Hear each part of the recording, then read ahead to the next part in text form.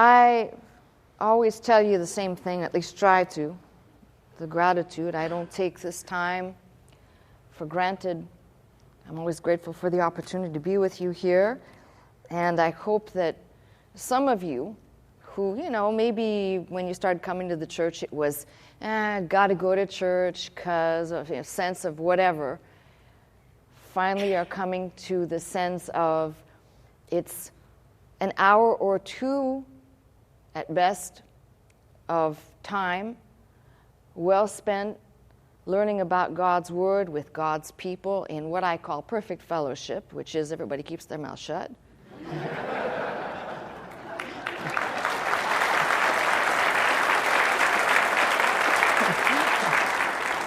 Pastor said a funny thing today in church.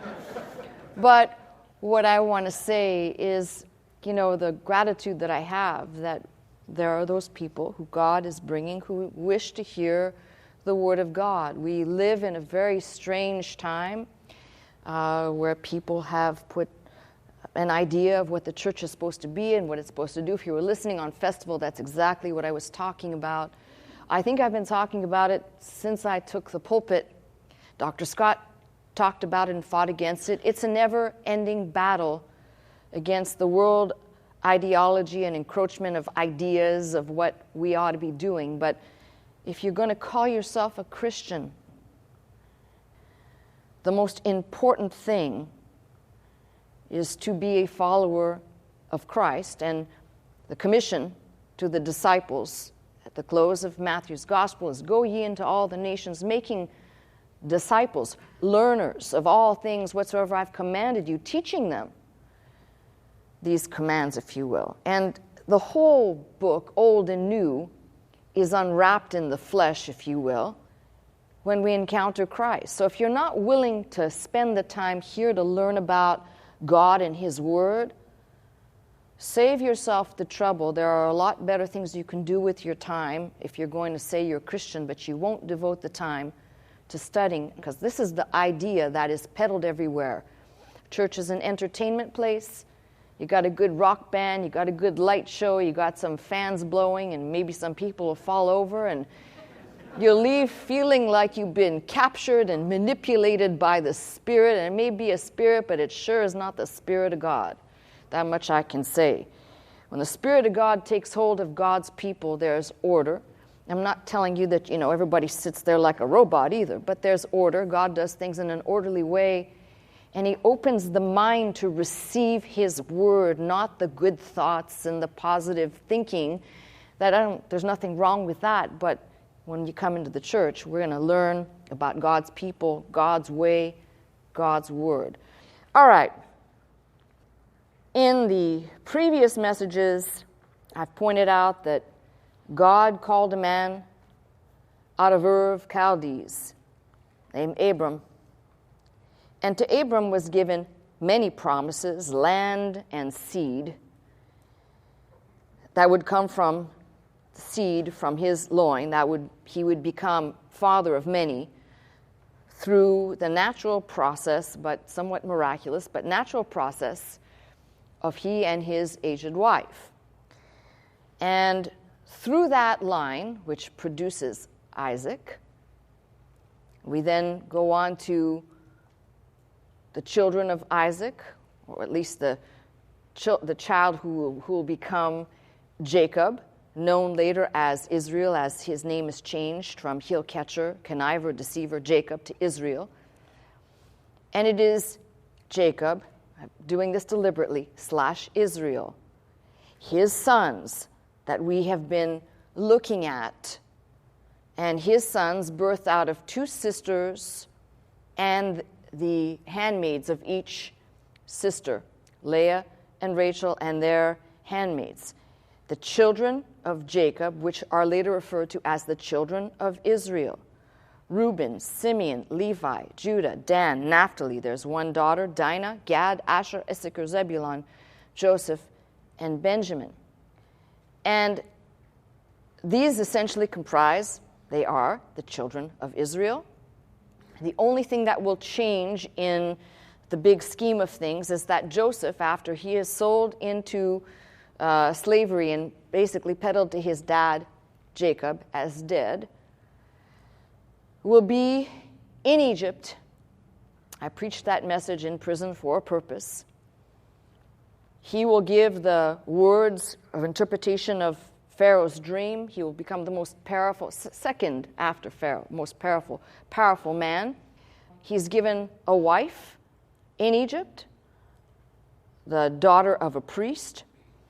That produces 2 children, Ephraim and Manasseh, who later on, when Jacob, who is Israel, discovers that Joseph is not dead, and all of that is unfolded, Jacob, who is Israel, adopts these 2 half-Egyptian children, Ephraim and Manasseh.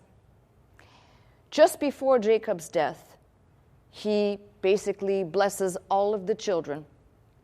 The chapter before that, he says, Ephraim and Manasseh are mine, essentially replacing some portion of the forfeited Reuben, Simeon, and Levite blessing, if you will. These are mine. So now you've got the whole, what encompasses all of the tribes of the children of Israel. I've just taken 5 minutes to describe and give background.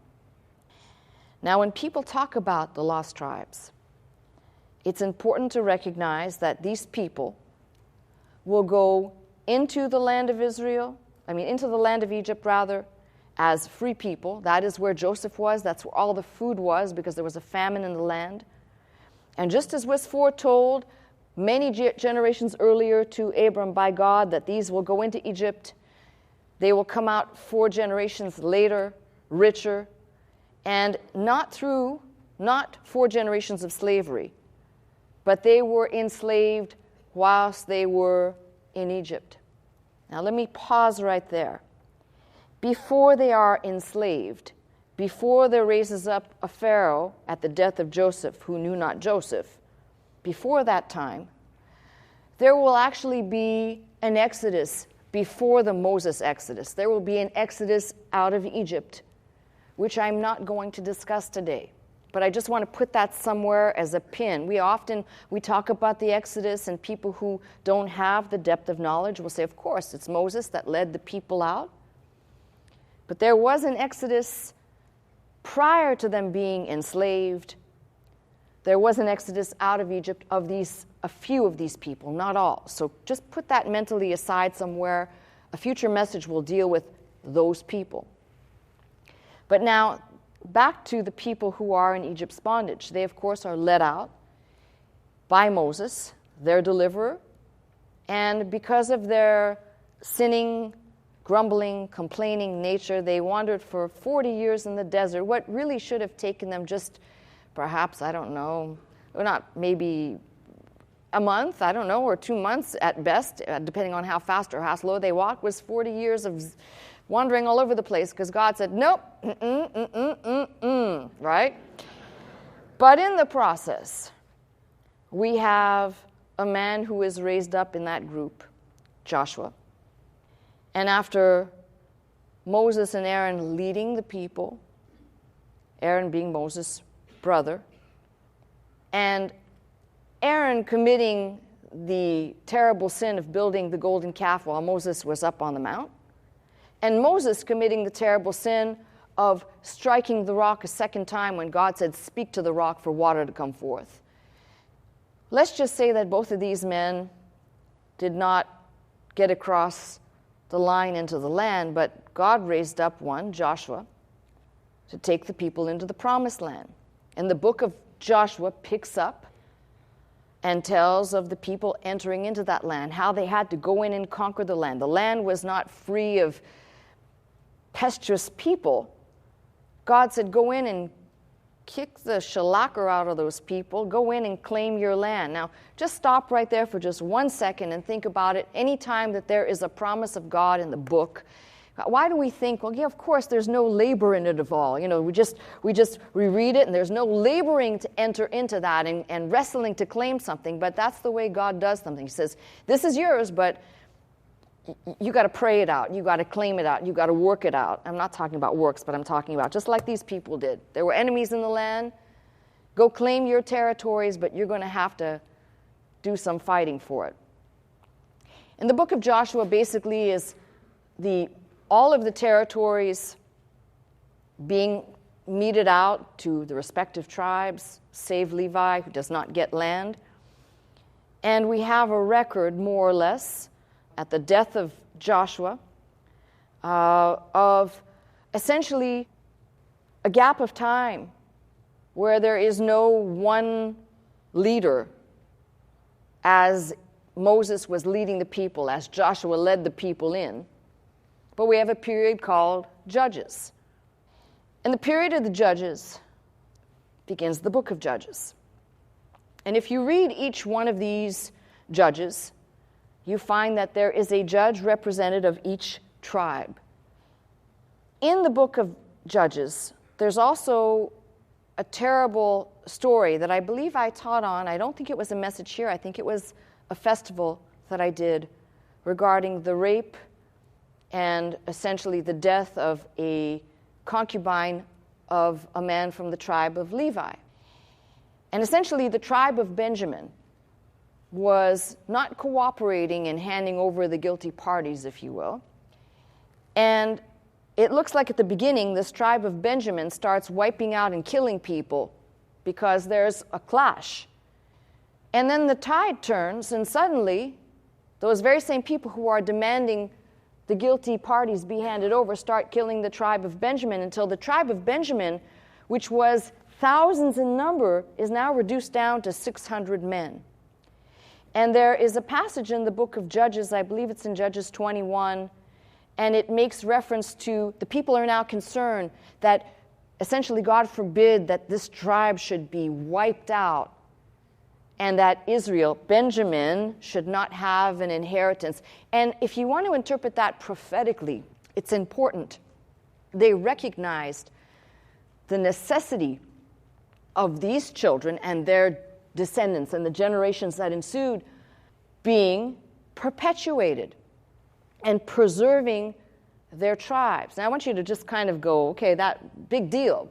Well, it's a big deal when you count that the most famous person in the New Testament, the Apostle Paul, and we're talking about after Jesus Christ, of course, Paul, in at least two different references, is talking about how he's a Benjamite, how he's of a certain tribe.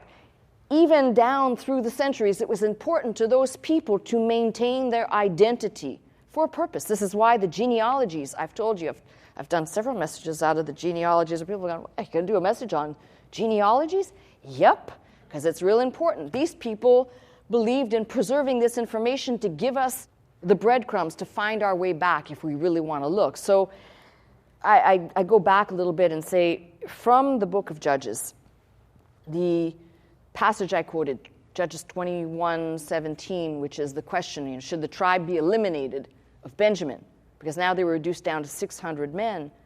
God made a provision for them to take wives, essentially, and repopulate. And it's right in there. And the whole time, no matter, this speaks volumes about God's long suffering. The whole time, God is making provisions for people as they do evil. Because why? He knows our frame. He knows our ways are not his ways. So by the time you get to another famous Benjamite, by the way, who is the first king that God, by the way, did not say this is the one, but the people said, give us a king. They refused Samuel, and God said, well, they're really not rejecting you, they're rejecting me. And Saul, in the Old Testament, becomes king, and a Benjamite. So it's kind of interesting. If you follow the tribes, you'll find that there's enough information to show God preserved things, and the references are there. Even the scant and the small things are there for a purpose. At the death of Saul, David is raised to the throne. He was God's chosen, by the way, which brings me back to that blessing we read in the book of Genesis that Jacob bestowed on Judah, for which David comes out of the tribe of Judah, the right to rule. So we've got now David on the throne. Now what's interesting about this is it was set on his heart to build God a house. And essentially, it's somewhat interesting, the response from God through the prophet to David, really, do I need you to build me a house? Now, it will end up being Solomon who will build the temple, because we know that from the time, I'm jumping back now, from the time that the children of Israel came out of Egypt and the wandering in the wilderness, that God gave direction to Moses to build the tabernacle and all of the things that went inside of it, the Ark of the Covenant, table of showbread, all of these things, but specifically the Ark where God's presence would descend. God says to David now, all these generations later, do you really think I need you to build me a house of cedar? Now, that's where I'm taking up right now in 2 Samuel, and we're going to start doing some page turning, so you'll have to keep up. 2 Samuel 7, because I want you to, I've been reviewing all of these earlier things, so we're moving now into David's time. We won't be here very long. We'll be into Solomon in a minute. So 2 Samuel 7. It came to pass when the king sat in his house, and the Lord had given him rest round about from all his enemies, that the king said unto Nathan the prophet, See now, I dwell in a house of cedar, but the ark of God dwelleth within curtains. And Nathan said to the king, Go, do what is in thine heart, for the Lord is with thee. And it came to pass that night, the word of the Lord came unto Nathan, saying, Go tell my servant David, Thus saith the Lord, Shalt thou build me an house for to dwell in? Whereas I have not dwelt in any house since the time that I brought up the children of Israel out of Egypt, even to this day, but have walked in a tent and in a tabernacle. In all the places wherein I have walked with all the children of Israel spake I a word with any of the tribes of Israel, whom I commanded to feed my people Israel, saying, Why build ye not me a house of cedar? Now therefore, so shalt thou say unto my servant David, Thus saith the Lord of hosts, I took thee from the sheepcote, from following sheep, to be ruler over my people, over Israel. And I was with thee whithersoever thou wentest, and have cut off all thine enemies out of thy sight, and have made thee a great name, like unto the name of the great men that are in the earth. Here is the promise. Here is the thing I want you to zoom in on. Moreover, I will appoint a place for my people Israel. And remember, we're still talking about a united kingdom. The kingdoms have not divided yet. It's one big kingdom. North and south are one. And I should have said back there in the days of the judges, yeah, they were fighting, generations of fighting back and forth, north and south, petty tribes and squabbles, but it was still a united kingdom. Didn't have a king yet, but now under this king, united, one kingdom. Moreover, I will appoint a place for my people Israel, and will plant them, that they may dwell in a place of their own, and move no more. Neither shall the children of wickedness afflict them any more, as before time. Now, we'll just stop with that for just a second. What's interesting there is the reference to the children of wickedness. I don't think that's just some generic, like all the people who are wicked, but the enemies that had been enemies from the beginning. Let's start with the ones that afflicted at the first. He's mentioning those children led out of Egypt, the children of Israel. So Egypt and its neighbors and the environs around, beginning there, shall no more afflict them. So you've got a promise right there, and then a further promise will be made at a later point, which I don't want to get into today, but there is a promise right there for my people Israel to plant them, that they may dwell in a place of their own. Now, don't make the mistake right off the bat. Some have said, well, that's got to be Israel, present-day Israel, before you follow this whole message through and find out that maybe the place that we're talking about, the place of their own, turns out to be some other place. Don't jump to conclusions on me now. Now, David is alive, but he will eventually die. And his son Solomon, who is his 10th son, will reign in his stead.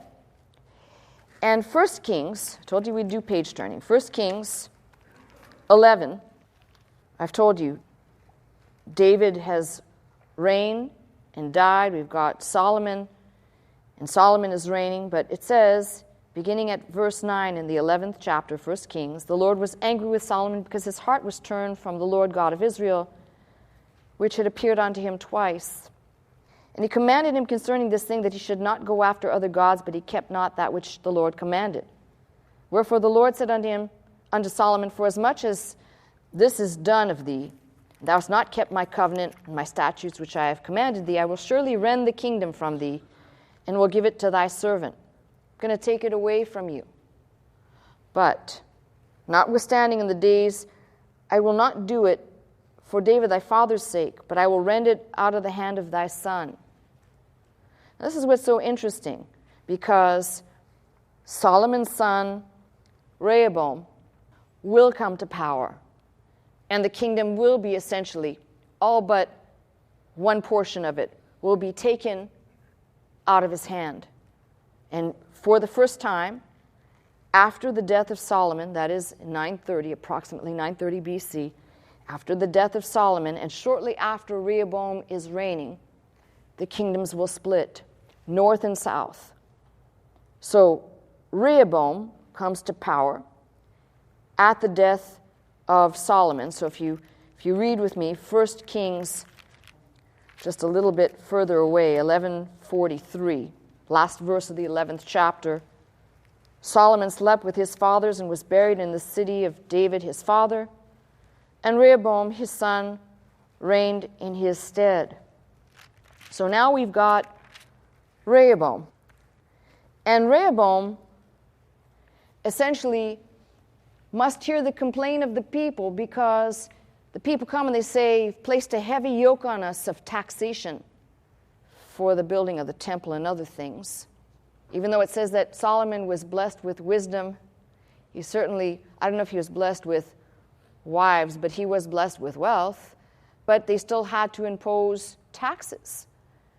So it's at the petition to Rehoboam to ease up on the taxes, and the counsel that is given to him of the elders says, ease up and don't be so hard, but the young men around him say, oh, don't back off, come on.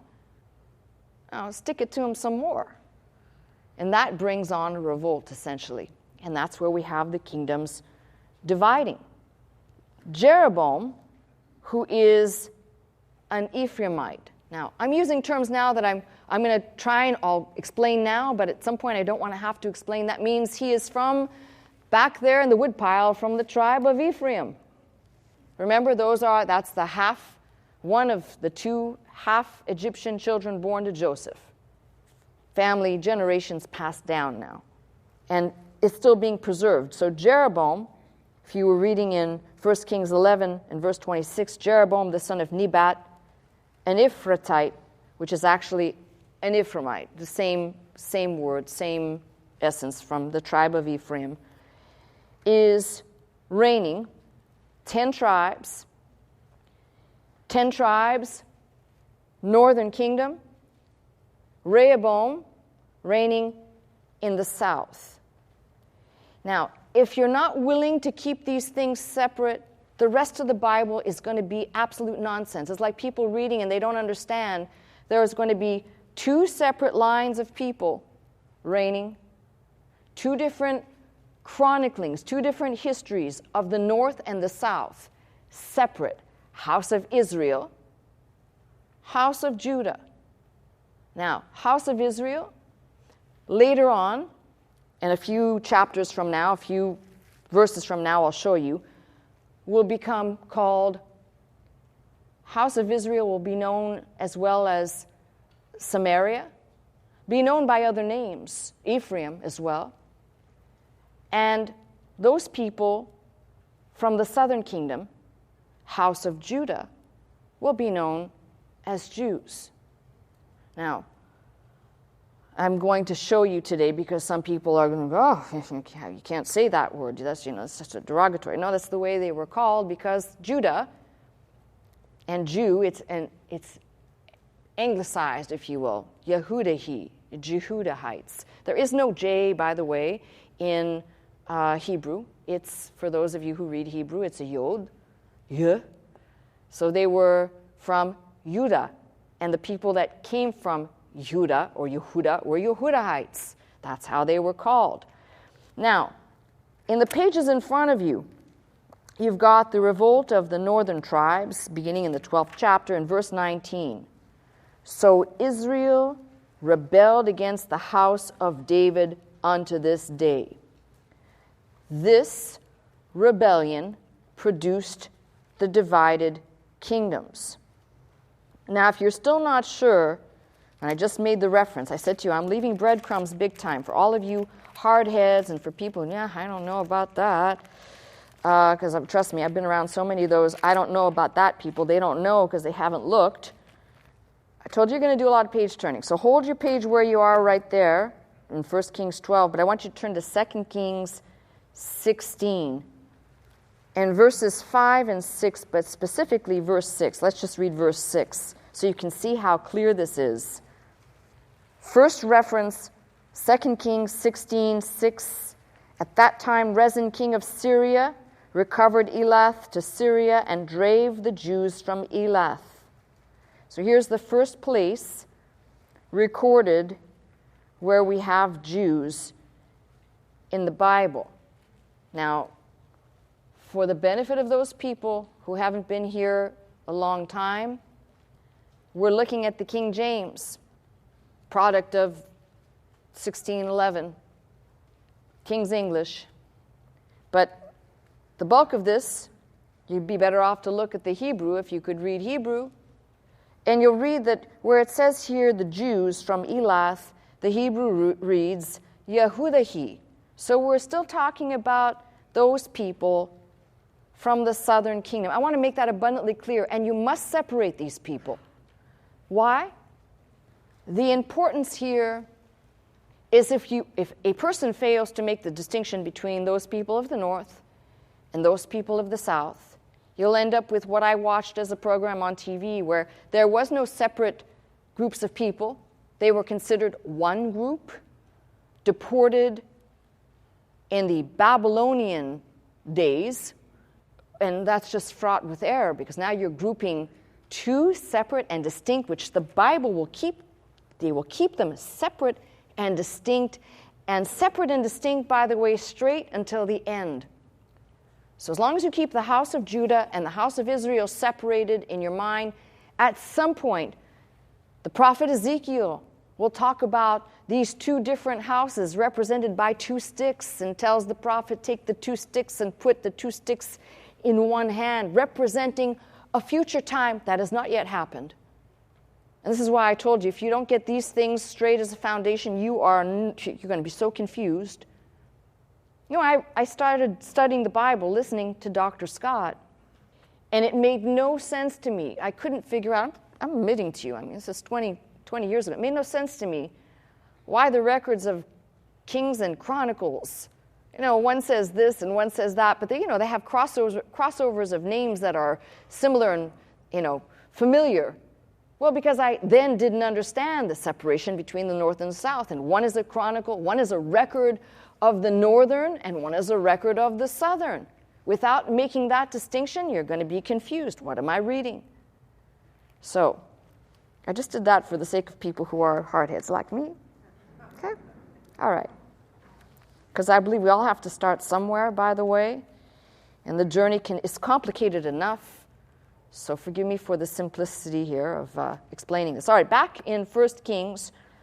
So we have Jeroboam, who is reigning. He's got the northern kingdom. He dies in 909 BC, approximately. His son Nadab will reign for 2 years. Nadab will be assassinated by Baasha. We looked at him from the tribe of Issachar. Nice, right? And what happens there, kind of interesting, Baasha kills 1 Kings, told you you're moving along here. We're going to make it through the Bible today. 1 Kings 15. Baasha kills Nadab, and now Baasha is ruling. And there's something really important in 1 Kings 15 about Baasha.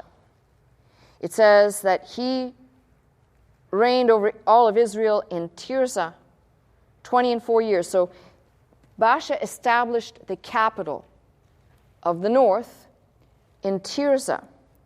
That will not last long, by the way. Baasha's son Elah will rule. That's the next chapter over. Elah will rule for 2 years. And you're saying, what does this have to do with the lost tribes? Well, just remember, everybody knows where, all the people know where they come from, their lineage. So you've got the son, Elah, murdered by a man named Zimri. And Zimri will rule.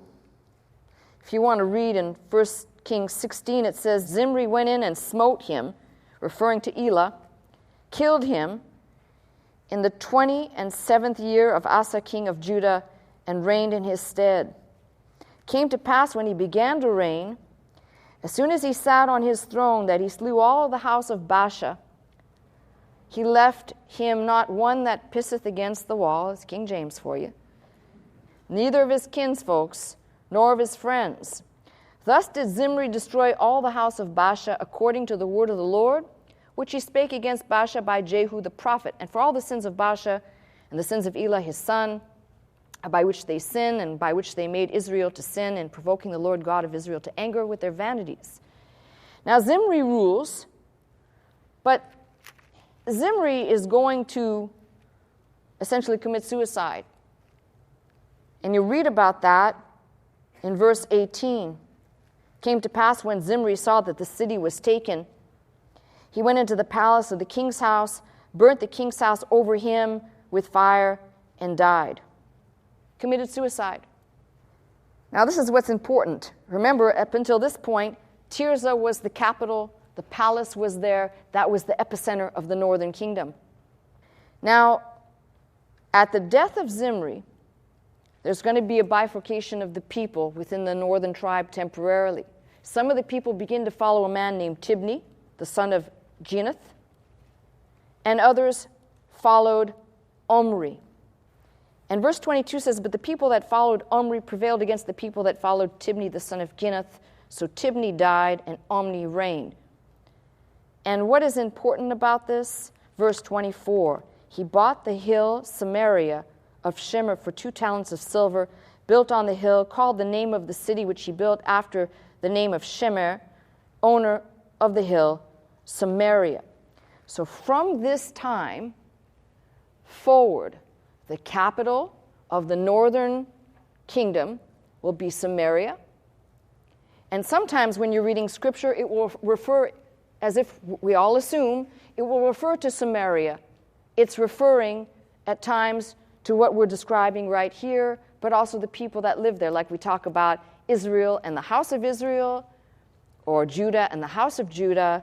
Samaria becomes important. Furthermore, what will be relevant, although there will be several secular references to Omri, in a short span of time, the references after, we'll call it maybe about 50 or 60 years, the references, secular references, will no longer be referring to the house of Israel as the house of Israel, but they'll be referring to the house of Omri. And that's what you've got to kind of get in your mind if you're going to begin to study this, because there's all these morphings that are happening, but it's going to be the same people known by a different name. And somewhere down the line, the Assyrians will chronicle this. In fact, there are many different artifacts that one can research that show references to people. We can line up the Bible and the people and show how this lines up. Anyway, what is interesting is those people, I'm referring to the Assyrians, will call these people that I'm referring to in the northern portion, some of the northern portion, Beit Omri.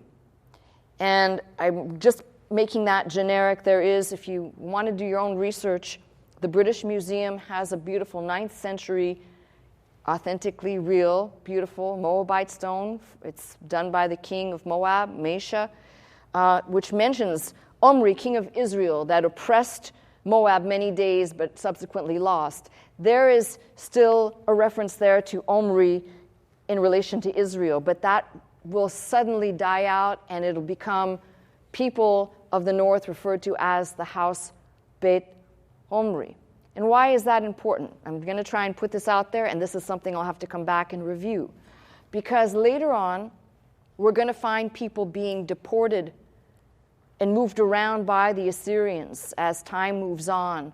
First with Tiglath-Pileser and Shalmaneser. There's several successive waves of deportation that will happen to these people who are house of Israel in part, house of Omri, and as they move, remember, we're talking about languages that will have different sounds and different intonations and different ways of writing. For certain, that will change our understanding. But the people known as the house of Omri will begin to be known by names as the people of the land of Gamir, which is Omri. It's the same Hebrew letter. We just have different ways, for example, from Hebrew to Arabic, to the different tongues of pronouncing what Hebrew is ayin, which is a h. It's not a h,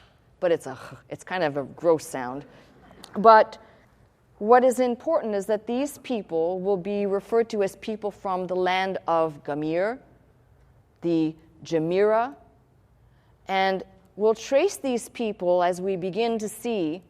You say, well, how is Omri and Jamira or Jamir related? Well, the Assyrians did a weird thing. They would always, many times, flip the last letters. So Omri, R-I, Gamir, I-R. They would flip the last sounds and reverse them. So you're going to follow a thread of people who, the northern people, and not all of them, but the bulk of them, are going to be moved in successive waves.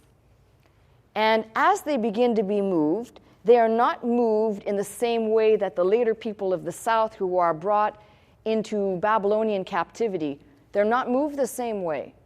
These people who are moved to the north are moved and settled essentially in two different places, and we know that they had independence at that time. They were not like the people in Babylon who couldn't leave, couldn't go. These people who were the northern portion that were moved by the Assyrians had great freedom. If you read the apocryphal book of Tobit, it describes much of what I'm saying in a few verses that talks about how one individual was moving about, free people, all right?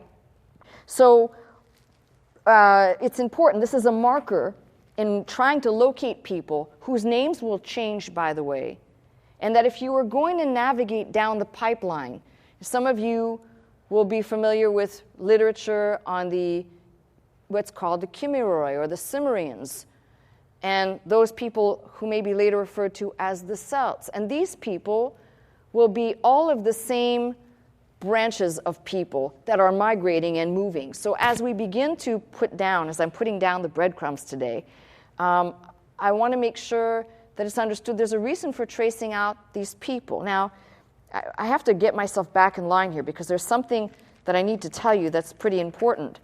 And that is something that is said back in 1 Kings 14.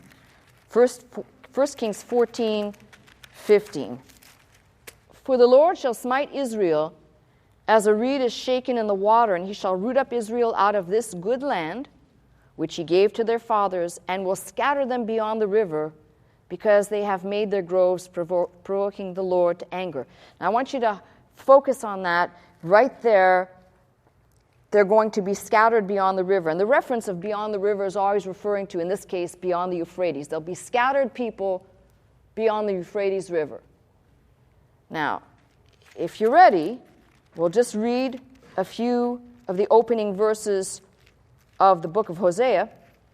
Hosea is interesting because he's one of the important guys that a lot of preachers don't want to preach on, because it opens up with the word of the Lord telling the prophet to go marry a whore. I mean, it's in the Bible. Don't be afraid. It's God saying, and it's representative of something, of his people. And 3 children, the Lord said unto him, Hosea 1 and verse 4. Call his name Jezreel. What did I just read to you in 1 Kings 14 about scattered beyond the river? Call his name Jezreel, for yet a little while, and I will avenge the blood of Jezreel upon the house of Jehu, and will cause to cease the kingdom of the house of Israel. Now, Jezreel means scattered or sown of God. Now, just think about that, because back there in 1 Kings, scattered beyond the river, here, first kid, call Jezreel. Second child, call her name Lo-Rama. Lo, negative, mercy. For I will have no mercy upon the house of Israel, but I will utterly take them away. And then the third one, call his name Lo-Ami, not Ami, people. For ye are not my people, and I will not be your God. And you could tell God's kind of ticked off at this point. But then read carefully the grace of God in verse 10. Yet the number of the children of Israel shall be as the sand of the sea, which cannot be measured nor numbered. And it shall come to pass that in the place where it was said unto them, Ye are not my people, there it shall be said unto them, Ye are the sons of the living God. Now, why is that important? Because even there, with such an ominous prediction upon the names of three children, God is saying, one shall be scattered, one shall be no mercy, one shall be not my people. But in the place where this has been declared, they'll be known as the sons of the living God, which is echoing far into the future of something that God is yet to do, which is why I said you can't navigate the Bible without having some of these crazy pegs or breadcrumbs, as I'm calling them, put in place. Now, the beginning of the scattering starts in 745 with, as I mentioned, Tiglath-Pileser becoming the king of Assyria, moving hundreds of the, which will become scattered ones, who in the Bible is known as Pul, P-U-L, 2 Kings 15:20, beginning at verse 19, because it'll make the reference to Pul, who, if you want to put a note there, that is Tiglath-Pileser. Pul, the king of Assyria, came against the land, and Menahem gave Pul 1,000 talents of silver, that his hand might be with him to confirm the kingdom in his hand. And Menahem exacted the money of Israel, even of all the mighty men of wealth, each man 50 shekels of silver, to give to the king of Assyria. So the king of Assyria turned back and stayed not there in the land. So it's kind of interesting, because this man reigns, Menahem, dies. His son will reign for 2 years. Then you've got Ahaz.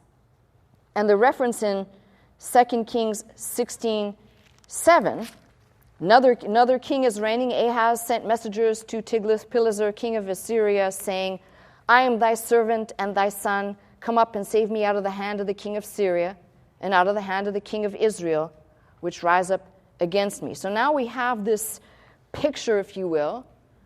And I began with Tiglath-Pileser because we really can historically begin to put the pegs down, both with the Bible and with the historical records. Somebody might ask, what historical records? Well, if you're into archaeology, there are abundant things to look at, from cylinders and prisms, which give us the stels, Kirk stele, as I referenced, the Moabite stone. But there are other things as well. The cache of, I believe it's over 23,000 cuneiform tablets found by Layard, which at least for the most part give us some good insight. So there are enough pieces here, plus, as I said, the secular records, the records of the Assyrians, which always, by the way, they'd never lost a battle. But we begin to see a large portion of people being carried off. Now, if you've got a Bible like mine, you don't have to turn the page. I've just given you the passages of referencing Tiglath-Pileser, but just a few verses back into the end of the 15th chapter, verse 29, in the days of Pekah, king of Israel, came Tiglath-Pileser, king of Assyria, and took Ijon, and Abel Beth Mach, and Jaonah, and Kadesh, and Hazor, and Gilead, and Galilee, and the land of Naphtali, and carried them captive to Assyria. And if you want the rest of the band that was carried off, you would read, just make a note somewhere, 1 Chronicles 5 and 26, which also chronicles other people being carried off. Now, what is so interesting about this is that we begin to see people are being moved, and we're talking about the people of the north. One of the things that's sometimes left out is there was a deportation, interestingly enough. I don't know if it's an accident or what. Remember, the southern kingdom will not be carried away until much later. But there is a portion of Jehudites, of Judeans, or people of Judah, rather, who will be carried off. And they too, for some reason they're never mentioned, they too will be moved with those moving north. Now, here's where I'm going to try and put some pieces down I think that are important. One of them is that there must have been at least 2 or 3 different groups of people moved and settled.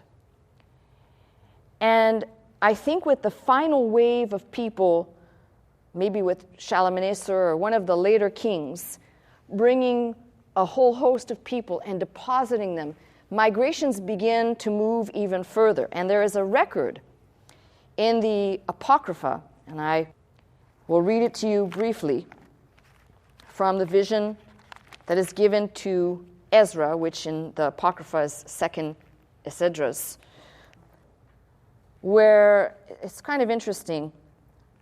He sees a great crowd of people, and what the vision is being described to him, and he says, "These are the 10 tribes of Israel who were taken away into captivity in the time of King Hoshea. King Shalmaneser of Assyria captured them and deported them to a foreign land east of the Euphrates River. But the 10 tribes decided not to stay in that land among many Gentiles." I'm reading today's English version, so forgive me.